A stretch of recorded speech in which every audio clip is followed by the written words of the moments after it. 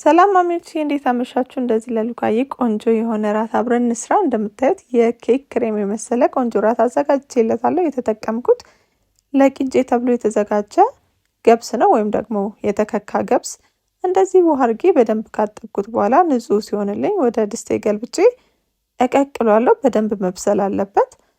እሱን ከቀቀልኩኝ በኋላ በትንሽ ዘይት የተፈቀፈቀ ካሮት አርጌ ጠበስ አረጋለሁ። ትንሽ ቢጫ ከሆነ በኋላ ያዘጋጀሁትን ቂንጬ እጨምረውና እንደዚህ በደንብ አበስለዋለሁ። ከዛ ሙቅ ውሃ ጨምርና ድጋሚ አብሬ አፈለዋለሁ ማለት ነው።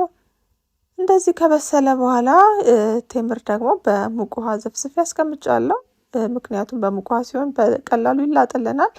እንደምታውቁት ለልጆች ልጣጩ መግባት የለበትም። እንደዚህ አንድ ላይ ከጨማመርኩት በኋላ እፈጨዋለሁ።